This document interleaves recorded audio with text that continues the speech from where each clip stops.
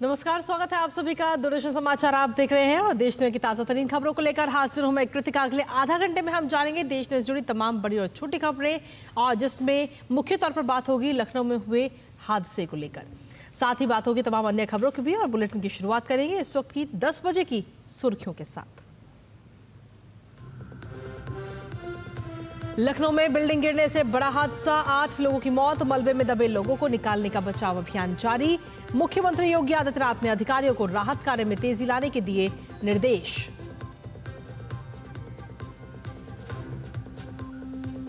अंतर्राष्ट्रीय साक्षरता दिवस आज, राजधानी दिल्ली के विज्ञान भवन में होगा विशेष आयोजन। उपराष्ट्रपति जगदीप धनखड़ होंगे आयोजन में शामिल।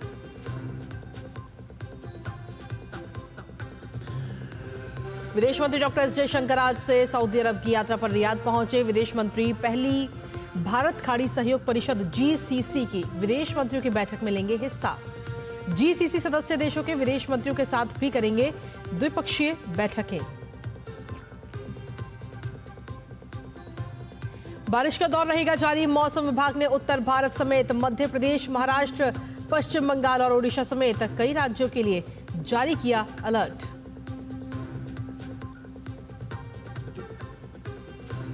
देश भर में धूमधाम से मनाया जा रहा है भगवान गणेश का 10 दिवसीय गणेशोत्सव। चारों ओर लगा गणपति बप्पा मोरया का जयकारा। देश भर के पंडालों में उत्सव की रौनक। आज होगा 1.5 दिन के गणपति का विसर्जन।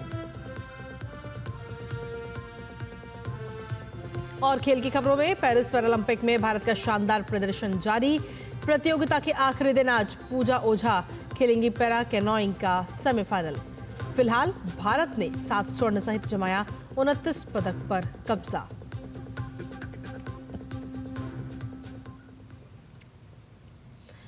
और चलिए अब सुर्खियों के बाद खबरों में विस्तार से बात करेंगे, जिसमें सबसे पहले बात करते हैं उत्तर प्रदेश के लखनऊ की, जहां ट्रांसपोर्ट नगर में बीते कल इमारत गिरने से अब तक 8 लोगों की मौत हो चुकी है, जबकि 28 लोग इसमें घायल हैं, जिनका इलाज स्थानीय अस्पताल में जारी है। अग्निशमन बल, एसडीआरएफ और एनडीआरएफ की टीमें राहत और बचाव कार्य में जुटी हुई हैं। और वहां की आज सुबह की ये तस्वीरें भी इस वक्त आपको दिखा रहे हैं, जहां पर अभी भी ये बचाव अभियान लगातार जारी है। आपको बता दें कि जिलाधिकारी सूर्य कुमार गंगवार ने आश्वासन दिया है कि जब तक किसी भी व्यक्ति के होने की संभावना होगी तब तक रेस्क्यू ऑपरेशन जारी रहेगा। एनडीआरएफ की टीम लगी हुई है। जब तक पूरे क्षेत्र का, पूरे एरिया का सर्वेक्षण नहीं हो जाता है तब तक ये कह पाना मुश्किल है कि अंदर और कोई है या नहीं है। वहीं पुलिस संभागीय आयुक्त रोशन जैकब ने बताया कि 28 लोगों का इलाज अस्पताल में चल रहा है और बचाव कार्य के लिए एनडीआरएफ, एसडीआरएफ, सिविल डिफेंस और अग्निशमन विभाग की टीमें लगाई गई हैं। एसडीआरएफ की 2 टीम लगी हुई है, वर्तमान में ऑपरेशन कर रही है। एनडीआरएफ की 2 टीम लगी हुई है। हमारे जिला और पुलिस प्रशासन के भी तमाम लोग लगे हुए हैं, और साथ ही साथ अतिरिक्त टीमें एसडीआरएफ की और एनडीआरएफ की, उनकी भी मांग की गई है, जो यहाँ पे उपलब्ध हैं। इस टीम की शिफ्ट समाप्त होने के पश्चात वो फिर अपना कार्य शुरू करेंगी। हम लोगों की कोशिश है कि जो भी व्यक्ति यहाँ पे बचे हों उनको हम लोग सुरक्षित निकाल लें। तो उत्तर प्रदेश की राजधानी लखनऊ के ट्रांसपोर्ट नगर में बीते कल इमारत गिरने से अब तक 8 लोगों की मौत हो चुकी है, जबकि 28 लोग घायल हैं, जिनका इलाज स्थानीय अस्पताल में जारी है। आइए आपको दिखाते हैं हमारे संवाददाता विकास सिंह की ये रिपोर्ट। लखनऊ ट्रांसपोर्ट नगर बिल्डिंग हादसे में अभी भी रेस्क्यू ऑपरेशन जारी है। हमारे पीछे आप देख सकते हैं, यहाँ पर एनडीआरएफ, एसडीआरएफ की टीम यहाँ पर मौजूद है। इस हादसे में टोटल 36 लोगों को निकाला गया, जिनमें 28 लोगों का इलाज अस्पतालों में चल रहा है और 8 लोगों की दुखद मौत हो गई है। ऑपरेशन लगभग 15 घंटे से ज़्यादा हो गए हैं, ये जारी है अभी भी। जिला प्रशासन का ये कहना है कि जब तक अंदर किसी के भी फंसे होने की संभावना रहेगी तब तक ये रेस्क्यू ऑपरेशन जारी रहेगा, और जब ये पूरी तरीके से स्पष्ट हो जाएगा कि अंदर कोई नहीं है, उसके बाद ये पूरा मलबा तेज़ी से एक साथ हटा दिया जाएगा। कैमरामैन विवेक कश्यप के साथ विकास सिंह, डीडी न्यूज़, लखनऊ। तो उत्तर प्रदेश की राजधानी लखनऊ में बीते कल ये हादसा हुआ था और इस हादसे में अब तक देखा जाए तो 8 लोगों की मौत हो चुकी है, जबकि 28 लोग जो हैं वो घायल हैं, जिनका इलाज इस वक्त अस्पताल में चल रहा है। हालांकि अभी भी बचाव अभियान लगातार जारी है वहां पे और लगातार ये देखा जा रहा है कि कहीं और भी कोई व्यक्ति तो अंदर नीचे मलबे में नहीं दबा है, जिसके लिए डॉग स्क्वाड की टीम भी वहां पर लगी हुई है जो ये जाँच कर रही है। तो ऐसे में बचाव अभियान अभी लगातार जारी है। हमारे साथ में हमारे सहयोगी विकास सिंह भी इस वक्त सीधा जुड़ गए हैं, सीधा उन्हीं के पास चलते हैं। विकास, क्या कुछ ताज़ा अपडेट इस वक्त मिल रहे हैं आप, क्योंकि एग्जैक्ट वही लोकेशन पर है जहां पर बीते कल ये हादसा हुआ था। आपसे जानना चाहेंगे कि आखिर कितने मंजिला ये इमारत थी और ये हादसा हुआ तो उस वक्त अंदाजन कितने लोग इस इमारत में मौजूद थे? देखिए, ये इमारत 3 मंजिला इमारत थी जिसमें सबसे नीचे के तल में काम होता था, ऑयल पैकेजिंग का काम होता था। इसके ऊपर दवा व्यवसाय का काम होता था। ये 3 तल्ला बिल्डिंग ताश के पत्तों की तरह के ढह गई और रेस्क्यू ऑपरेशन अभी भी जारी है। हमारे पीछे हम आपको दिखाना चाहेंगे कि इस समय जो ये एनडीआरएफ की टीम है, अपने कैमरामैन से कहेंगे कि थोड़ी सी तस्वीरें क्लोज करें और दिखाएं, क्योंकि ये अंतिम दौर का सर्चिंग ऑपरेशन माना जा रहा है कि अगर कोई जिंदगी अंदर फंसी हुई है उस जिंदगी को बचाने के लिए एक बार फिर से चेक किया जा रहा है। अभी तक 36 लोगों को इसमें निकाला जा चुका है, जिनमें से 28 लोगों का इलाज अस्पतालों में चल रहा है और 8 लोगों की इसमें मौत हुई है। इस पूरे ऑपरेशन में लगातार एनडीआरएफ, एसडीआरएफ और पुलिस अग्निशमन की टीम मिलकर इस अभियान को किया, रेस्क्यू ऑपरेशन को, जो फिलहाल अभी जारी है। लेकिन ये मलबा जैसे जैसे हटाया जा रहा है, पीछे की तरफ देखा जा रहा है कि अंदर कोई फंसा तो नहीं है। क्योंकि अभी कुछ ही देर पहले हमारी ज्वाइंट सीपी से बात हुई थी, उन्होंने बताया था कि जो यहाँ पर जो घायल अस्पतालों में हैं उनके अनुसार अब संभवतः वो संख्या तक हम लोग पहुँच चुके हैं जितने लोग यहाँ पर अनुमानित थे।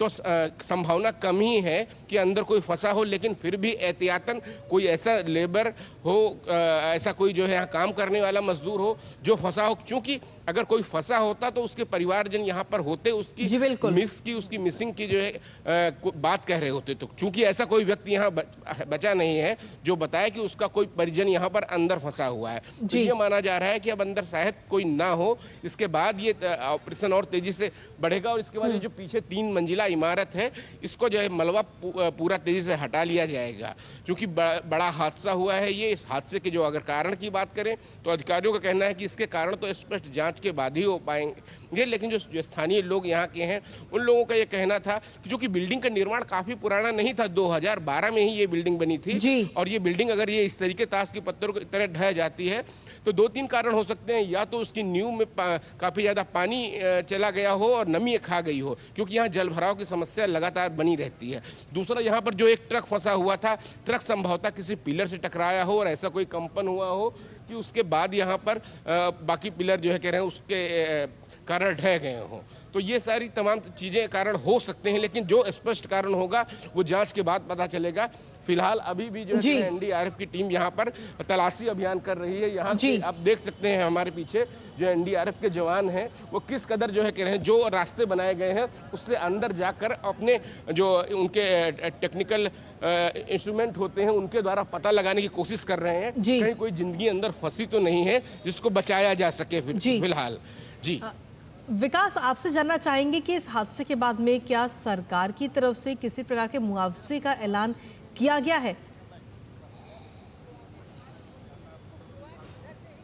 जिस सरकार की तरफ से जो है कह रहे हैं पीड़ित परिजनों के लिए मुख्यमंत्री योगी आदित्यनाथ ने आदेश दिया था कि तत्काल हर घायल को समुचित उपचार मिले। इसके लिए पूरी रात यहाँ पर मौके पर आला अधिकारी मौजूद थे यहाँ पर और घायलों को उच्च कोटि का इलाज मिल सके, इसलिए हर लोक बंधु अस्पताल समेत तमाम ट्रामा सेंटर, मेडिकल कॉलेज है वहाँ पर भी उच्च अधिकारी संपर्क में है परिजनों के साथ में और उन मरीजों के साथ में जो अस्पताल में भर्ती हैं, उच्च कोटि का इलाज मिलेगा। इसके आगे की बात सरकार जारी करेगी कि जिस तरीके से आर्थिक मदद दी जा सकती है, क्योंकि सरकार के प्रतिनिधि, स्थानीय विधायक भी यहाँ पहुंचे थे। मुख्यमंत्री योगी आदित्यनाथ स्वयं इस घटना पर निगाह बनाए हुए हैं और आपको ये भी एक बार फिर से दिखाना चाहेंगे जो यहाँ पर मलबा ढेर सारा निकाला जा रहा है। इस मलबे को को हटाने का काम भी अब तेजी से किया जाएगा, क्योंकि काफ़ी सारे यहाँ पर लोडर्स भी आ चुके हैं। आपको हम कैमरे के द्वारा दिखाना चाहेंगे, ये सब आए हुए। अब इनमें ये मलबा हटाया जाएगा और इसके बाद ये बिल्डिंग पे धीरे धीरे मलबा यहाँ पर साफ किया जाएगा। विकास आपसे एक चीज और जानना चाहेंगे, इससे पहले भी हमने देखा है कि उत्तर प्रदेश के अंदर इस तरीके के हादसे सामने आए हैं और कहीं ना कहीं योगी सरकार एक्शन मोड में नजर आई है। क्या इस बार भी वही एक्शन नजर आ रहा है? क्योंकि पहले ही जो इमारतें ऐसी हैं जो कमजोर इमारतें हैं, जिनकी नींव बेहद कमजोर है, उनके खिलाफ पहले ही एक्शन में सरकार है। तो क्या अब इस इमारत को लेकर क्या अपडेट मिल रही है?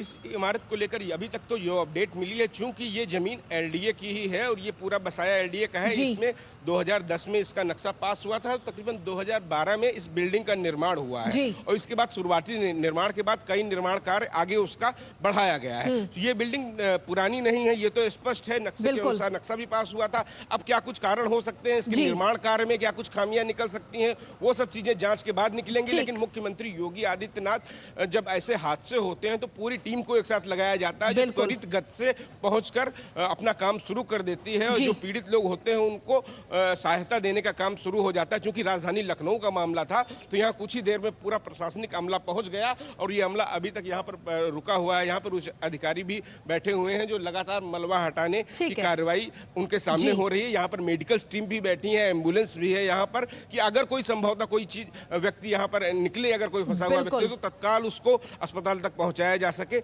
इसके लिए यहाँ पर तमाम सारी व्यवस्थाएं पूरी रखी गई हैं। चलिए विकास, बहुत बहुत शुक्रिया। और ये फिलहाल ये तस्वीरें भी हम अपने दर्शकों को लगातार दिखा रहे हैं वहाँ की, उस जब ये हादसा हुआ, हादसे के बाद अब आज सुबह क्या स्थिति है, वो तस्वीरें भी हम अपने दर्शकों को लगातार दिखा रहे हैं। फिलहाल बहुत बहुत शुक्रिया विकास, तमाम अपडेट्स साझा करने के लिए। आप लगातार बने रहिए इस खबर पर। इसी के साथ चलिए खबरों में आगे बढ़ेंगे, जहाँ पाकिस्तान की सेना ने सार्वजनिक रूप से पहली बार कबूल किया है कि 1999 के कारगिल युद्ध में उसकी भागीदारी थी, जिसमें पाकिस्तान को करारी हार का सामना करना पड़ा था। पाकिस्तान के सेना प्रमुख जनरल असीम मुनीर ने कारगिल में पाक सेना के जवानों की मौत की बात स्वीकार की है और इसे पाकिस्तानी सेना का पिछले 25 साल में पहला कबूलनामा माना जा रहा है, क्योंकि ये पहली बार ही कबूल किया गया है। इससे पहले कभी भी ये बात स्वीकार नहीं की गई थी। इसके अलावा 1999 के कारगिल युद्ध के दौरान पाक सेना प्रमुख जनरल रहे परवेज मुशर्रफ ने खुद कई बार पाकिस्तानी सेना की भूमिका को स्वीकार किया था। आपको बता दें कि पाकिस्तान शुरू से ही यह दावा करता आया है कि कारगिल युद्ध में कश्मीरी उग्रवादी शामिल थे, जिन्हें वो मुजाहिदीन बताता है और इस कारण वो कारगिल युद्ध में मारे गए। यहां तक कि अपने सैनिकों के शवों को लेने से भी पाकिस्तान ने इनकार कर दिया था उस दौरान, जिसके बाद भारत ने पूरे सैन्य सम्मान के साथ पाकिस्तानी सैनिकों का अंतिम संस्कार किया था। लेकिन अब कहीं ना कहीं इस बात को स्वीकार किया जा रहा है पाकिस्तान की तरफ से कि कारगिल युद्ध में पाकिस्तान की भूमिका थी पूर्ण रूप से। तो जिस तरीके से 1999 की जब हम बात करते हैं तो अभी तक, आज तक पाकिस्तान ने कभी इस बात को कबूल नहीं किया है कि पाकिस्तान की सेना इसमें शामिल थी। हमेशा कश्मीरियों को इसमें शामिल किया जाता था कि कश्मीर के जो उग्रवादी लोग थे उनकी तरफ से यह हमला किया गया था। यहां तक कि जो लोग उस दौरान मारे गए थे, पाकिस्तान ने अपनी सेना के जो लोग थे उनके शवों तक को लेने से इनकार कर दिया था। लेकिन फिलहाल अब अगर आज की तारीख में देखा जाए तो बीते 25 सालों में पहली बार इस बात को पाकिस्तान की तरफ से कबूल किया गया है। हमारे साथ में हमारे सहयोगी विशाल इस वक्त जुड़े हैं, सीधा उन्हीं का रुख करते हैं। विशाल, क्या माना जाए इसके पीछे वजह क्या हो सकती है कि 25 साल के बाद पाकिस्तान ये मान रहा है कि कारगिल में उसकी सेना शामिल थी? और क्योंकि उस दौरान तो साफ तौर पर सिरे से नकार दिया गया था, यहां तक कि जो पाकिस्तानी सेना के जो सैनिक थे उनके शवों को लेने से भी इनकार कर दिया गया था उस दौरान। देखिए, हमें इस खबर को इस तरह से समझना होगा, ये पहली बार है जब पाकिस्तान के सिटिंग आर्मी चीफ ने इस बात को एक्सेप्ट किया है। और रावलपिंडी के अंदर पाकिस्तान का 59वां डिफेंस डे मनाया जा रहा था, उस दौरान जनरल असीम अहमद शाह मुनीर ने इस बात को बोला कि पाकिस्तान की जो आर्मी है उसने किस तरह से 48 से लेकर 99 तक जंग लड़ी है और किस तरह से उसने शहादत दी है। तो ये इसलिए इम्पोर्टेंट हो जाता है कि पाकिस्तान के जो सिटिंग आर्मी चीफ हैं जनरल असीम अहमद शाह मुनीर, उन्होंने इस बात को ऑफिशियली डिक्लेयर किया है और ये ऑन रिकॉर्ड है। लेकिन मैं आपको ये भी बता दूं कि 2010 में पाकिस्तान में अपनी वेबसाइट में 453 पाकिस्तानी फौजियों के नाम, ऑफिसर्स और जवान के नाम दिए गए थे जिन्होंने कारगिल युद्ध में पार्टिसिपेट किया था, और उसका रीजन दिया था कि killed in action against enemy. ये एक्सेप्टेंस 2010 में था। उसके पहले 2006 में जो तत्कालीन राष्ट्रपति माफ कीजिए जनरल परवेज मुशर्रफ जो आर्मी चीफ थे, जिनकी नेतृत्व में ये पूरा प्लान किया गया था, उन्होंने अपनी किताब in the line of fire में भी इस बात को एक्सेप्ट किया है कि पाकिस्तान की वजह से इंडिया को इस जंग में कूदना पड़ा और पाकिस्तान की 4 बटालियन इसमें शामिल थी। ये ऑफिशियल कॉन्फर्मेशंस ऑलरेडी हैं, ऑन रिकॉर्ड हैं। और इसके अलावा जो तत्कालीन प्रधानमंत्री थे नवाज शरीफ, जब उन्होंने स्टेप डाउन किया तो उन्होंने माना कि ये जो हमारा इंडिया के साथ जो एग्रीमेंट था उसका उल्लंघन है, और पाकिस्तान ने कारगिल के अंदर बैटल में पार्टिसिपेट किया और उन्होंने इस बात उकसाया, और इसकी वजह से ये पूरी जंग हुई भारत और पाकिस्तान के बीच। ये कॉन्फर्मेशन तत्कालीन प्रधानमंत्री के थे, ये कॉन्फर्मेशन तत्कालीन आर्मी चीफ के थे, और अब जो करंट आर्मी चीफ है पाकिस्तान के, उन्होंने भी इस बात को एक्सेप्ट किया है। इसके अलावा इंडिया ने तब पूरी दुनिया के सामने ये सबूत दिए थे जब उन्होंने डेड बॉडीज रिकवर की तो उनकी जेब में पाकिस्तान आर्मी के आइडेंटिटी कार्ड्स थे, और जब इंडिया ने पाकिस्तान को कहा कि ये आपके सोल्जर्स हैं, आप इनकी डेड बॉडीज ले लीजिए, पाकिस्तान ने लेने से मना कर दिया। और ये ऑफिशियली डॉक्यूमेंटेड प्रूफ है कि इंडिया ने यहीं पर भारत की सरहद में उनको दफन किया और पूरे ऑनर के साथ उनको मिट्टी दी गई। जी, लेकिन फिलहाल अब जो ये कबूलनामा हुआ है, इसके मायने क्या निकाले जाएं आगे, अगर हम भविष्य के नजरिए से देखें तो? देखिए, ये जो कबूलनामा है ये उस बात को पुख्ता करता है जो नवाज शरीफ ने कही, जो जनरल परवेज मुशर्रफ ने कही। आज जब जो सिटिंग आर्मी चीफ इस बात को कबूल रहे हैं तो वो इस बात को मान रहे हैं कि पाकिस्तान जो है वो स्टेट स्पॉन्सर्ड टेररिज्म में का एपिसेंटर है, जो भारत बार बार कहता रहा है। और हमारे विदेश मंत्री ने भी ये कहा है कि पाकिस्तान स्टेट स्पॉन्सर्ड टेररिज्म को बढ़ावा देता है, it's the epicentre of terrorism. और ये बात आज पुख्ता हो जाती है कि जब पाकिस्तान ने लाइन ऑफ कंट्रोल को क्रॉस किया तो उसकी आर्मी शामिल थी, और खुद पाकिस्तान के आर्मी चीफ इस बात को जब कबूल कर रहे हैं तो ये बात अब पूरी तरह से पुख्ता हो जाती है। जो अलग अलग डॉक्यूमेंटेड प्रूफ्स भारत दुनिया को देता रहा है, यूएन में भी दिया भारत ने, अब ये पूरी तरह से पुख्ता हो गया है कि पाकिस्तान के सिटिंग आर्मी चीफ जनरल असीम अहमद शाह मुनीर अपने डिफेंस डे पे 59 डिफेंस डे पे रावलपिंडी में इस बात को कबूल कर रहे हैं कि पाकिस्तान की आर्मी जो थी वो कारगिल में पूरी तरह से इन्वॉल्व थी, जिसको पाकिस्तान बार बार डिनाई भी करता रहा है कि नहीं, हम लोग इसमें नहीं थे, ये पाकिस्तान के लिए लड़ने वाले, माफ कीजिए कश्मीर के लिए लड़ने वाले लोग थे। लेकिन अब इस बात को पूरी तरह से पुख्ता हो गया और ये बात पूरी तरह से सामने आ गई। चलिए, फिलहाल बहुत बहुत शुक्रिया विशाल, तमाम जानकारी और अपडेट्स हमारे साथ साझा करने के लिए। और इसी के साथ फिलहाल बुलेटिन में वक्त एक छोटे से ब्रेक का है, आप बने रहिए हमारे साथ।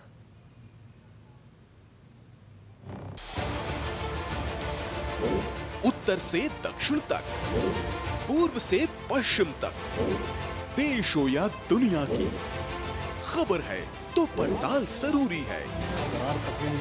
देखिए हमारे साथ मेरे पीछे भारत की सबसे एजेंडा भारत का रहा है और किस तरह से एक नई शुरुआत इस वक्त डीडी न्यूज पर।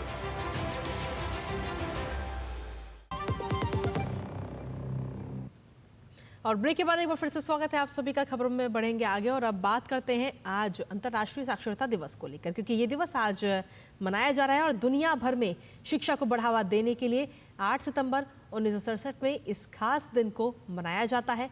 इस साल की थीम बहुभाषी शिक्षा को बढ़ावा देना, आपसी समझ और शांति के लिए साक्षरता, इस विषय को रखा गया है। भारत सरकार ने भी देश में साक्षरता दर को बढ़ाने की दिशा में अनेक प्रयास किए हैं और इस अवसर पर उपराष्ट्रपति जगदीप धनखड़ आज नई दिल्ली के विज्ञान भवन में आयोजित होने वाले कार्यक्रम में शिरकत करते हुए भी नजर आएंगे।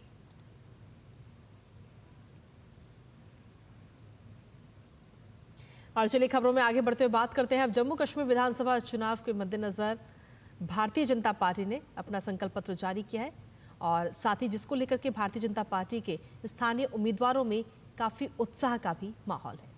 जम्मू पूर्व विधानसभा के भाजपा प्रत्याशी युद्धवीर सेठी ने भाजपा के संकल्प पत्र को जनता के लिए कल्याणकारी बताया है। उन्होंने कहा कि यह संकल्प पत्र यहाँ की महिलाओं, किसानों और युवाओं का संकल्प पत्र है। खासकर जम्मू कश्मीर के विकास की ढेरों घोषणाएं इस संकल्प पत्र में है। युद्धवीर सेठी से खास बात की है हमारे संवाददाता धीरज कुमार ने। जम्मू ईस्ट से भाजपा प्रत्याशी युद्धवीर सेठी जी इस वक्त हमारे साथ मौजूद हैं। सर, सबसे पहले जो गृह मंत्री का आज का जो कार्यक्रम हुआ है, सबसे बड़ी बातें क्या थी? सबसे बड़ी बातें थी जो उन्होंने राहत दी लोगों को। उन्होंने कहा कि हमारे मैनिफेस्टो में पहले 1000 था बुजुर्गों के लिए, अब 3000 कर दिया उन्होंने। उसके साथ साथ उन्होंने जिस गरीब के पास मकान नहीं है उनको 5 मरले जगह देना और पीएम योजना के तहत फ्री मकान बना कर देना। क्या बड़ी बात है, ये कोई छोटी बात नहीं है यहाँ के लोगों के लिए। उसके बाद जो बच्चा कॉलेज आता है, स्कूल जाता है, उसको लैपटॉप देना और लैपटॉप दे के 3000 रुपया भी अलाउंस देना कि वो अपने कॉलेज जाए, ट्यूशन जाए और पढ़ लिख कर जम्मू कश्मीर का बच्चा आगे बढ़ सके। एक बात महिलाओं के सम्मान की, मां सम्मान योजना की करते हैं, और जो उन्होंने महिलाओं के लिए मुफ्त सिलेंडर की बात की है, कितना कारगर कदम होगा? बड़ा कारगर होगा। 2 सिलेंडर जो मुफ्त दे रहे हैं हम लोग, ये बड़ी राहत है। सब्सिडी पे आगे उनको सिलेंडर मिलते हैं और ऊपर से 2 सिलेंडर मुफ्त मिलना बड़ी राहत है एक गरीब व्यक्ति के लिए। किसान के लिए जो सम्मान निधि में का इजाफा किया है उन्होंने, और बिजली उन्होंने 50% कम देने की बात कही है, इस पर आप क्या कहें? जो बिजली के ऊपर हर व्यक्ति कह रहा था कि स्मार्ट मीटर के बाद हमें प्रॉब्लम आ रही है, उन्होंने 50% जो लेस करने की बात बोली है, ये बड़ी बात है। यहाँ पे जम्मू, आगे भी पंजाब से यहाँ पे बिजली बड़ी सस्ती है, अब तो आधे रेट पे आ जाएगी। मतलब यहाँ पर गरीब व्यक्ति का उद्धार होगा। किसानों के लिए 6000 सेंटर देगा, 4000 यहाँ की स्टेट देगी, 10,000 रुपया किसानों को मिलेगा, जिससे वो बीज अपना लोन उतार सकते हैं, अपनी खाद ले सकते हैं। यही खुशहाली किसानों की भारतीय जनता पार्टी को आगे लेके जाएगी। एक अब आखिरी सवाल है आपका, विपक्ष से नेशनल कॉन्फ्रेंस कांग्रेस कहती है हम स्टेट वोट देंगे, तो वो कहती है हम दोबारा 370 इम्पोज करेंगे स्टेट के ऊपर, क्या कहेंगे आप? 370 और 35 से जो कबर में दफन हो चुका है दोबारा नहीं आएगा। तो ये थे हमारे साथ जम्मू ईस्ट से भाजपा प्रत्याशी युद्धवीर सेठी, जिन्होंने बताया कि किस तरीके से जो भारतीय जनता पार्टी ने जो अपना संकल्प पत्र जारी किया है और उस संकल्प पत्र के जरिए यहाँ के युवाओं को, यहाँ की महिलाओं को सम्मान देने का कार्य किया है। कैमरामैन राधे कृष्णा के साथ धीरज कुमार, DD न्यूज, जम्मू। वहीं भारत को विनिर्माण का गढ़ बनाने और आत्मनिर्भर भारत के सपने को साकार करने के लिए प्रधानमंत्री नरेंद्र मोदी ने मेक इन इंडिया जैसे महत्वाकांक्षी अभियान को शुरू किया, जो अब मूर्त रूप लेने के लिए लगा है। और इस महत्वाकांक्षी परियोजना के बारे में भारत सरकार के इलेक्ट्रॉनिक्स मंत्रालय के सचिव S कृष्णन ने कहा कि भारत में सेमीकंडक्टर निर्माण का पायलट प्रोजेक्ट शुरू हो चुका है, लेकिन इसका पूरी तरह से कमर्शियल उत्पादन साल 2025 के मध्य से संभव हो पाएगा। भारत में जो इंडिया सेमीकंडक्टर मिशन है, उसके अंतर्गत अभी तक 5 बड़े यूनिट्स एस्टैब्लिश करने का मौका हुआ है और इसमें कंस्ट्रक्शन शुरू हो गई है। माइक्रॉन यूनिट जो गुजरात में लग रही है, उसी तरह टाटा के 2 यूनिट लग रहे हैं, एक CG पावर का यूनिट लग रहा है और अभी रिसेंटली हमने क्लियर किया है केन्स टेक्नोलॉजीज का प्रपोजल, केंद्रीय मंत्रिमंडल ने उसकी मंजूरी दे दी है। तो इस हिसाब से जो पहली बार जो है इंडिया में सेमीकंडक्टर का जो एक्चुअल उत्पादन भारत में बनने की अभी संभावना हुई है और अगले साल 2025 में दूसरे भाग में ज़रूर इंडिया में सेमीकंडक्टर चिप्स की फुल स्केल मैन्युफैक्चरिंग होगी। अभी तो पायलट मैन्युफैक्चरिंग तो शुरू हो गई है, कमर्शियल बेसिस पे पहले पायलट मैन्युफैक्चरिंग के हिसाब से सेमीकंडक्टर चिप्स भारत से निकलना शुरू हो गया है, लेकिन फुल स्केल मैन्युफैक्चरिंग अगले साल शुरू हो जाएगी। वहीं इलेक्ट्रॉनिक्स मंत्रालय के सचिव S कृष्णन ने आगे कहा कि हम भारत में सेमीकंडक्टर को बढ़ावा देने के लिए दुनिया के उन सभी समानांतर सोच वाले देशों के साथ समझौता कर रहे हैं जो भारत में सेमीकंडक्टर सप्लाई चेन और उसके विकास को बढ़ावा देगा। हम दुनिया के काफ़ी सारे देशों के साथ और ख़ासकर लाइक माइंडेड देशों के साथ ऐसे कोलैबोरेशन हम कर रहे हैं यूनाइटेड स्टेट्स के साथ है, यूनाइटेड किंगडम के साथ है, यूरोपियन यूनियन के साथ है। उसी तरह हमारी ये अंडरस्टैंडिंग जो है, मेमोरेंडम ऑफ अंडरस्टैंडिंग, एक समझौता हमने सिंगापुर के साथ भी किया हुआ है। इसमें जो सेमीकंडक्टर सप्लाई चेन की रेजिलियंस बढ़ाने के लिए ख़ास कुछ मेजर्स लिए जाएंगे। उसी तरह experience sharing, research and development में कोलैबोरेशन और स्किलिंग में खासकर कोलैबोरेशन हम करेंगे। और इसके ज़रिए इंडिया में जो सेमीकंडक्टर, भारत में जो सेमीकंडक्टर इंडस्ट्री है उसको काफ़ी बढ़ावा मिलेगा।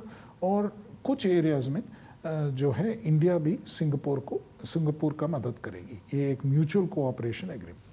और साथ ही आपको बता दें कि एस कृष्णन बताते हैं आगे कि सितंबर 11, 12 और 13 को नोएडा में सेमिकॉन इंडिया प्रदर्शनी और सम्मेलन इलेक्ट्रॉनिका इंडिया और प्रोजेक्ट्रोनिका इंडिया के साथ साथ आयोजित किया जा रहा है, जो दक्षिण पूर्व एशिया को सबसे बड़ा इलेक्ट्रॉनिक्स उद्योग मेला है। सितंबर 11, 12 और 13 नोएडा में सेमिकॉन इंडिया एक बड़ा इवेंट होने वाला है। ये पहली बार जो है भारत में सेमी करके एक इंटरनेशनल ऑर्गेनाइजेशन है जिसमें कि सारे विश्व के सारे बड़े बड़े सेमीकंडक्टर कंपनीज उसके सदस्य हैं। और ये सेमी जो है दुनिया के अलग अलग जगहों पर अपना ये बड़ा कॉन्फ्रेंस करता है हर साल। जैसे कि वेस्ट कोस्ट ऑफ अमेरिका में वो सेमी वेस्ट करके एक बड़ा इवेंट करता है, कॉन्फ्रेंस करता है। उसी तरह एक सम्मेलन जापान में होती है, सेमी जापान ताइवान में होती है। साउथ ईस्ट एशिया में कोलालमपुर में भी सेमी साउथ ईस्ट एशिया करके एक सम्मेलन हर साल होता है। पहली बार जो है भारत में ये सेमिकॉन इंडिया एक ये इवेंट ऑर्गेनाइज होने वाला है। और इसके अंतर्गत जो है बाकी देशों में जब पहली बार ऐसा एक इवेंट हुआ था उसमें जितने कंपनीज ने भाग लिया उससे 4 गुना ज़्यादा जो है ये भारत में जो सेमिकॉन हो रहा है उसमें पार्टिसिपेशन होने वाला है। यही हमको सेमी के अधिकारियों ने बताया है। इससे साफ जाहिर होता है कि इंडिया कितना बड़ा, भारत जो है कितना बड़ा सेमीकंडक्टर स्पेस में कितना भारत का रोल हो सकता है। ये सारे विश्व के कंपनीज उस हद तक भारत की महत्व को देख रहे हैं और भारत में आने की इतना वो उत्तेजित हैं। भारत में नया उनका प्रोडक्शन और उनकी मार्केट एस्टैब्लिश करने के लिए वो भारत आना चाहते हैं। तो ये बहुत ही एक अच्छा मैं साइन मानता हूँ। वहीं विदेश मंत्री डॉक्टर एस जयशंकर आज से सऊदी अरब की 2 दिवसीय यात्रा पर हैं। रियाद पहुंचने पर सऊदी अरब के प्रोटोकॉल मामलों के उप मंत्री ने विदेश मंत्री का स्वागत किया। विदेश मंत्री भारत खाड़ी सहयोग परिषद GCC की पहली बैठक में शामिल होंगे। साथ ही इस यात्रा के दौरान खाड़ी देशों के साथ भारत के मजबूत होते हुए संबंधों पर भी चर्चा होगी। वहीं अपनी इस यात्रा के दौरान डॉक्टर एस जयशंकर GCC सदस्य देशों में अपने समकक्ष अन्य विदेशों मंत्रियों से भी द्विपक्षीय वार्ता करेंगे।